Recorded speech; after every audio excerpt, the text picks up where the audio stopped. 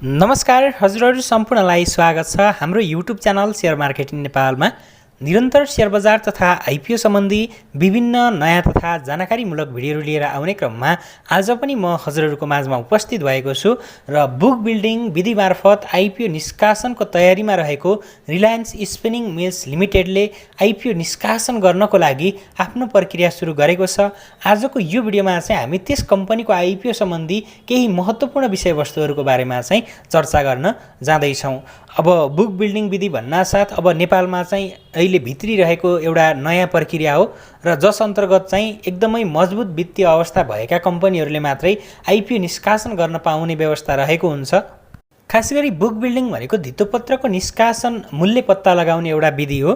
यसमा सर्वप्रथम कुनै मूल्याङ्कन विधिका आधारमा धितोपत्रको वित्तीय मूल्याङ्कन गरिन्छ र सो मूल्याङ्कन रकममा केही प्रतिशतले थपगढ गरेर निष्कासन मूल्यको दायरा तोकिन्छ र सम्भावित लगानीकर्ताहरूबाट उनीहरूले खरिद गर्न चाहेको आशय मूल्य र सङ्ख्यामा चाहिँ आवेदन माग गर्ने गरिन्छ। प्राप्त आशय मूल्य र सेयर सङ्ख्याका आधारमा लगानीकर्ताहरूले तिर्न चाहेको भारित औसत मूल्य, जुन मस्यौदा निर्देशिकाले चाहिँ औसत मूल्य भनेको हुन्छ र त्यो चाहिँ होइन र यसमा चाहिँ के हुन्छ त भने भारित औसत मूल्यको आधारमा चाहिँ गणना गर्ने गरिन्छ र यही मूल्य नै धितोपत्रको निष्कासन मूल्य अर्थात् कट अफ प्राइस हुन्छ र लगानीकर्ताहरूलाई यही निष्कासन मूल्यमा चाहिँ समानुपातिक हिसाबले धितोपत्रको बाँडफाँड गर्ने गरिन्छ। बुक बिल्डिङले धितोपत्रको मूल्य निर्धारण गर्ने भएकोले यसलाई चाहिँ अन्तर्राष्ट्रिय अभ्यासमा व्यापक प्रयोग हुन्छ र हाम्रो नेपालको सेयर मार्केटमा चाहिँ यो नयाँ पद्धति हो भने विदेशतिर चाहिँ यो एकदमै धेरै लागू हुने गर्दछ र खास गरी अब यो पद्धतिमा चाहिँ कम्पनीहरूले पनि आफ्नो सेयरको उचित मूल्य प्राप्त गर्छन् भने लगानीकर्ताहरूलाई पनि राम्रो वित्तीय अवस्था भएको कम्पनीमा चाहिँ लगानी गर्ने अवसर मिल्छ। र अब नेपालको इतिहासमा हेर्ने हो भने यदि बुक बिल्डिङ विधि नेपालमा चाहिँ राम्रोसँग भएन होइन, यदि खारेज गरियो भने जति पनि राम्रा कम्पनी एनसिएल छ होइन, त्यसै गरी सूर्य नेपाल लगायतका कम्पनीहरू चाहिँ स्टक मार्केटमा चाहिँ हामीले देख्न पाइने छैन। त्यसैले अब बुक बिल्डिङ एउटा नयाँ पद्धति हो जसलाई चाहिँ हामीले चाहेर वा नचाहेर पनि मान्नुपर्ने हुन्छ, किनकि अब राम्रा कम्पनीहरू नेपालको स्टक मार्केटमा आउँछन् भित्रिन्छन् भने त्यो हाम्रै लागि राम्रो कुरो हो कि अरूको लागि होइन, हामी लगानीकर्ताहरूकै लागि चाहिँ राम्रो खुसीको कुरा हो। त्यसैले अब बुक बिल्डिङ मेथड आउनु भनेको चाहिँ अब मेरो विचारमा चाहिँ राम्रै लाग्छ है त। अब एउटा के छ भने बुक बिल्डिङमा हामीले 100 रुपियाँमा सेयर प्राप्त गर्न सकिँदैन, बढी मूल्य तिर्नुपर्छ भन्ने एउटा लगानीकर्ताहरूमा चाहिँ रहेको छ नि, त्यो सबै कम्पनीमा लागु हुँदैन के। जति पनि कम्पनी हामीले अहिले 100मा पाइरहेका छौँ नि, यिनी कम्पनीहरूको हामीले 100मा नै पाउने हो होइन।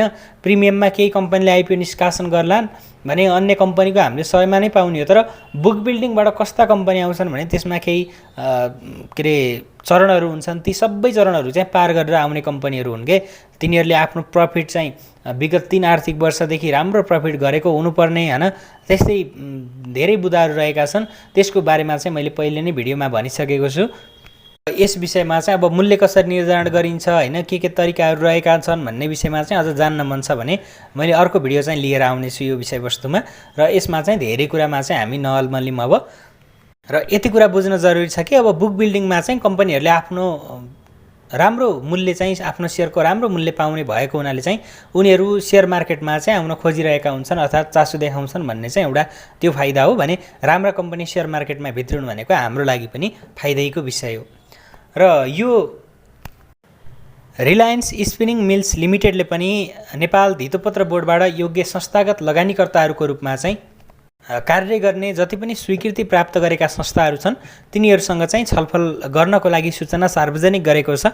यो कम्पनीका अनुसार उक्त छलफल कार्यक्रम असार 13 गते अर्थात् बिहिबार हायत प्लेस सोल्टी मोड काठमाडौँमा चाहिँ दिउँसो 3:15 गएपछि चाहिँ सुरु हुनेछ।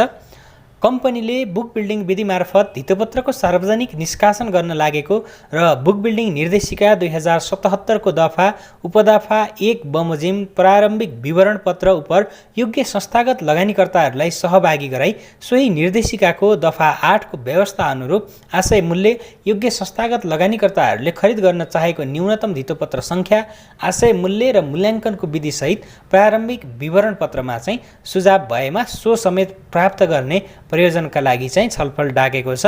यो कम्पनीले बुक बिल्डिङ विधि मार्फत 14,60,000 किता आइपिओ निष्कासन तथा बिक्री खुल्ला गर्न गइरहेको छ र यो नेपालको सबैभन्दा ठुलो मिल्स हो र यसको स्थापना चाहिँ धेरै वर्ष अगाडि भएको थियो भने 2051 सालमा चाहिँ कम्पनी रजिस्ट्ररको कार्यालयमा यो दर्ता भई सञ्चालनमा आएको थियो। बुक बिल्डिङ विधि मार्फत चाहिँ यसले 14,60,000 किता जुन एउटा निष्कासन गर्न गइरहेको छ नि, त्यसमध्येबाट चाहिँ हामी सर्वसाधारण लगानीकर्ताहरूको लागि भने जम्मा 60% सेयर हो भने यो संस्थागत लगानीकर्ताहरूको लागि चाहिँ यसले 40% सेयर चाहिँ छुट्याएको छ। अब यसमा चाहिँ अलिकति एउटा बेफाइदा भनेको के छ भने यो संस्थापक लगानीकर्ताहरूलाई चाहिँ 40% हिस्सा दिने चाहिँ अलिकति बेफाइदा जस्तो पनि लागेको छ मलाई।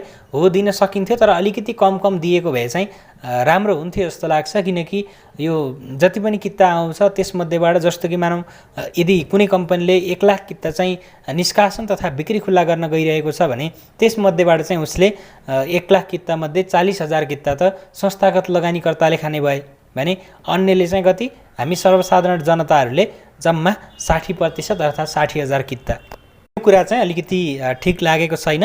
हजुरहरूलाई कस्तो लागेको छ त्यो कुरा चाहिँ बताउन नभुल्नु होला। अब अहिलेसम्म ठ्याक्कै बुक बिल्डिङ विधि मार्फत आइपिओ सार्वजनिक गर्ने भन्ने कम्पनीहरू 2वटा मात्रै रहेका छन्, जसमा एउटा चाहिँ यो स्पिनिङ मिल पर्छ भने अर्को चाहिँ सर्वोत्तम सिमेन्ट।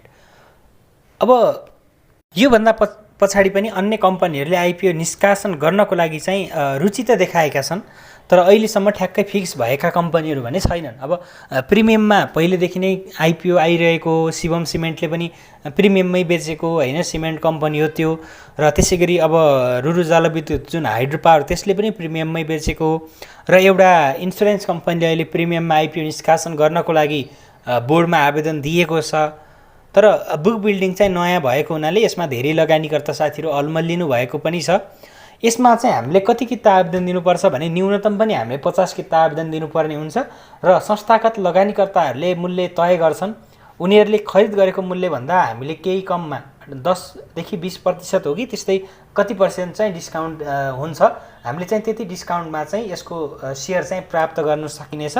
र आवेदन दिने बेलामा चाहिँ हामीले कतिमा राख्ने, कति बढाएर राख्ने अथवा कति घटाएर राख्ने भन्ने विषयमा चाहिँ हामीले आफै नै त्यो घटबड गरेर राख्न सकिन्छ। त्यसै गरी यसमा चाहिँ एउटा नकारात्मक कुरा अब साना लगानीकर्ताहरूको लागि चाहिँ बेफाइदाको कुरा चाहिँ के हो भने एकैचोटि 50 किता आवेदन दिनुपर्ने भयो। यदि अब यस्तो धेरै मूल्यमा किन्नुपर्ने होइन, 200-400 500-700मा किन्नुपर्ने हामीले अब कम्पनीको वित्तीय अवस्था हेरेर त्यो त 10,000 हजारसम्म पनि पर्न सक्छ। यदि राम्रो कम्पनी आयो भने, एनसिएलको अवस्था, एनसिएलको आइपिओ आयो भने हामीले बुक बिल्डिङबाटै खरिद गरे पनि 10,000 भन्दा कममा प्रति किताको प्राप्त गर्न सकिँदैन। त्यो 100% हो कि यदि एनसिएल बुक बिल्डिङबाट आयो भने र हामीले त्यसको चाहिँ सेयरलाई 10,000 भन्दा कममा चाहिँ हामीले पर किताको पाइँदैन, पाइने छैन पनि भने अब त्यो कमसेकम 10 किता मात्रै आवेदन दिन पाइने व्यवस्था गराएको भए पनि त्यसबाट चाहिँ केही सहज हुने थियो। यही अब मानौँ यदि 1,000 भए पनि हामीले 10 किताको 10,000 रुपियाँ चाहिँ ल मानौँ कुनै एउटा कम्पनीको आइपिओ परेको छ भने त्यसलाई बेचेर अथवा जसोतसो जुटाउन सकिएला, त्यो छुट्टै कुरा भयो। तर 50 किता त त्यही 1,000 तिर्नुपर्ने भयो भने त हामीले 50,000 त कसरी जुटाउनु होइन, त्यो विषयमा चाहिँ अलिकति गाह्रो हुने देखियो। अन्य कुरामा चाहिँ अब हेर्ने हो भने ठिकै छ, राम्रा कम्पनीहरूलाई चाहिँ प्रोत्साहन हो, सबै कम्पनीहरूको आउने पनि होइन। यो विषयमा चाहिँ हामीले चित्त बुझाउनुको अन्य कुनै पनि विकल्प चाहिँ देखिँदैन। आजको लागि चाहिँ यति नै गरौँ साथीहरू। अब हाम्रो भेट आइपिओ तथा सेयर बजारसँग सम्बन्धित अर्को भिडियोमा हुने नै छ। त्यति बेलासम्मको लागि भने बिदा माग्न चाहन्छु। धन्यवाद।